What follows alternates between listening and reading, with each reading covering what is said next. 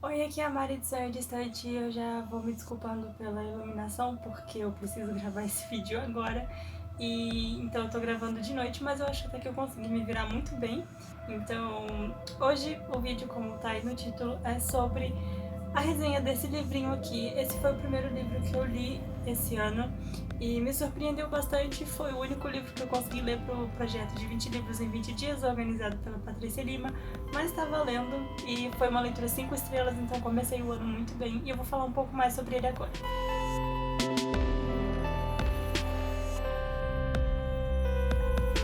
Tentei posicionar as luzes de um jeito que não dê muito reflexo no óculos, mas que mesmo assim elas iluminem. Então, se vocês virem uns pontinhos brilhando aqui, são as luzes. E vamos começar então a falar sobre esse livro que tem protagonista criança e tem magia. Então, tem tudo para ser um livro muito gostosinho de ler, além de ser super fino. E ainda tem umas ilustrações aqui no meio que agiliza bastante a leitura. E vamos começar então, que esse livro é uma troca do Scooby e é daquele tipo de livro que eu olho para os meus créditos e penso o que eu poderia pedir com esses créditos, e aí eu vejo isso aqui e acho interessante e me surpreende. Aqui a gente tem um protagonista com 9 anos, eu acho, o nome dele é Daniel e ele se muda com os pais para uma casa numa rua muito sem graça, tipo, toda cinzenta. E ele acha que ele também não pode ir pra escola porque os pais dele são daquele tipo de que gosta de manter as aparências.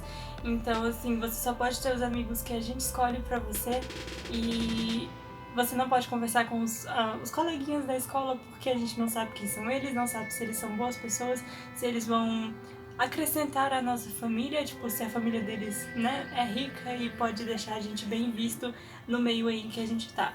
Então os pais dele são muito enjoados quanto às amizades do filho e também quanto à criação dele também, porque quem criou ele na verdade foi a empregada da casa onde eles moravam e o motorista. Eles moravam numa mansão. Eu ouvi um barulho estranho. Tá. Eles moravam numa mansão e assim, todo ano trocavam de móveis, porque quando chegava o aniversário do menino, os convidados tinham que ver que eles estavam com a mobília do ano e não sei o que. Então, os pais nunca estavam em casa e aí a partir de ele foi criado, né, pelas pessoas que trabalhavam na casa. E aí, em um determinado momento aqui na história, o pai dele fica desempregado, ele fale e eles precisam se mudar aí para esse lugar. E aí, quando ele se muda para esse lugar, ele só fica preso em casa sem nada para fazer, até que ele conhece uma vizinha que tem mais ou menos a idade dele e ela apresenta para ele um mundo de magia e que ele não sabia existir porque ele nunca foi criado dessa forma para acreditar nesse tipo de coisa. Então ela apresenta tudo isso para ele e eles vão viver muitas aventuras juntos.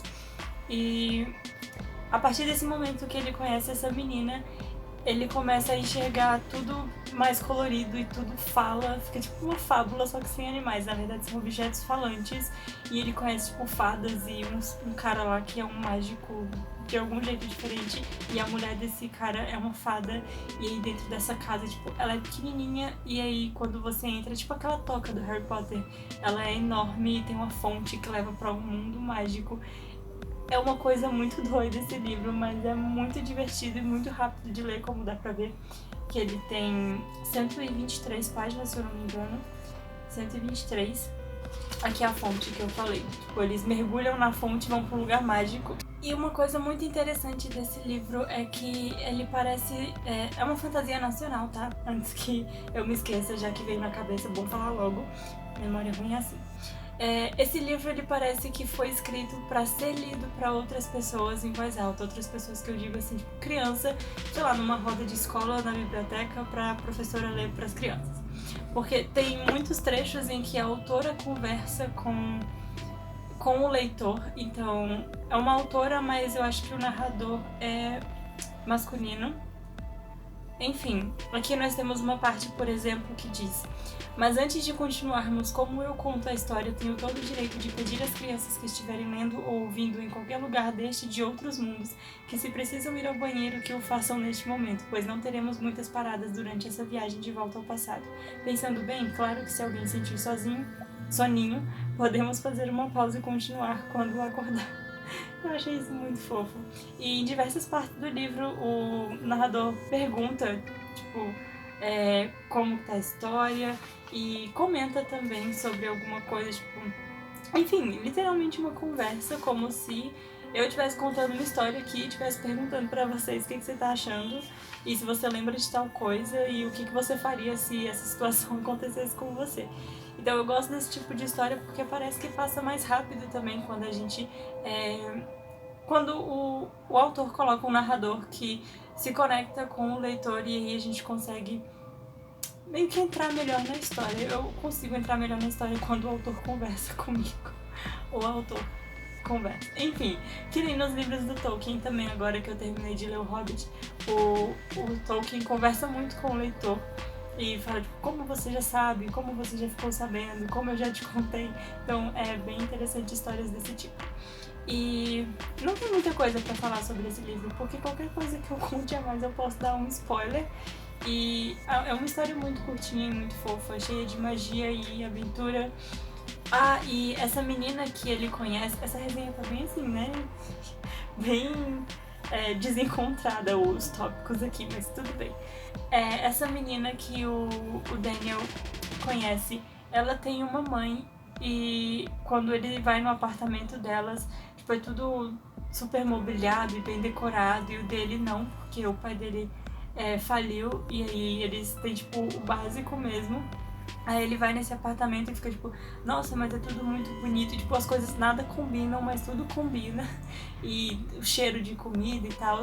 E aí o final, eu não vou contar exatamente o final, porque eu seria uma pessoa muito ruim se eu fizesse isso, mas o final é surpreendente e a gente percebe o quanto é importante manter sempre, tipo, uma chamazinha de magia acesa na gente, porque o mundo seria muito cinza sem um pouquinho de magia.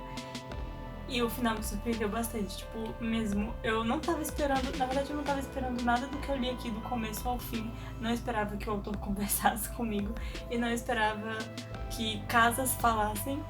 Quem vai esperar que uma casa converse com você e te convide pra entrar e conhecer os corredores e as milhares de salas que ela tem lá dentro. Enfim, era isso que eu tinha pra falar sobre esse livro. Vale muito a pena. Tem outros livros dessa coleção também que eu já vi lá no Scooby. Eu ainda não achei pra comprar e nem pra trocar lá também. Vou continuar dando uma olhada pra ver se eu acho, porque fiquei bem interessada em saber que outros tipos de história essa coleção tem. O nome da coleção... Muito bom, passou uma moto bem agora, do nada. O nome da coleção é Fantasia de Bolso e a autora desse aqui é a Celi Borges. Então essa foi a resenha da vez, espero que eu tenha instigado você a ler essa história e conhecer o Conrad e a história dele nesse mundo cinza com casas falantes. E eu vou ficando por aqui, então se você gostou dessa resenha, não esquece de deixar o seu like. Se você não é inscrito, se inscreve aí embaixo e ativa as notificações pra ficar sabendo sempre que sair vídeo novo por aqui. Se você for comprar esse livro também, não esquece de comprar pelo link que eu deixo aí no box de descrição, isso é muito importante. E você só paga o preço do livro, nada mais, e eu ainda recebo uma comissão. Perfeito, né? E a gente se vê no próximo vídeo então. Tchau!